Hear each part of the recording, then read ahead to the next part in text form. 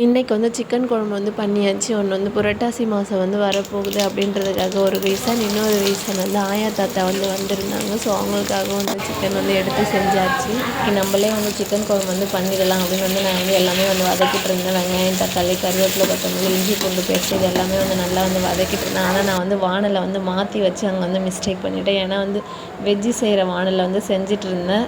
அம்மா வந்து வாணலை வந்து மாற்றிட்டாங்க. இதில் இருக்க வெங்காயம் தக்காளிலாம் எடுத்து இன்னொரு வாணலில் வந்து மாற்றி அதுக்கப்புறம் அவங்களே வந்து சிக்கன்லாம் வந்து போட்டு இந்த வந்து குழம்பு வந்து வச்சாங்க.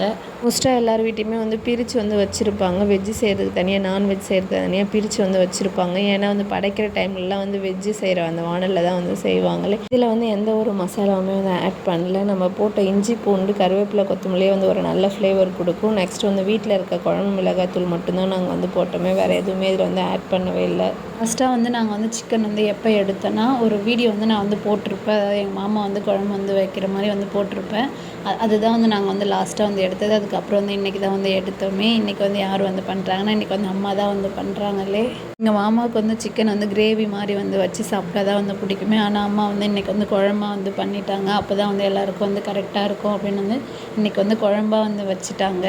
இந்த வீக் ஃபுல்லாக வந்து நான்வெஜ்லேயே வந்து போகிற மாதிரி வந்து இருக்குது. இந்த வீடியோ வந்து பிடிச்சிருந்தா மறக்காமல் வந்து சப்ஸ்கிரைப்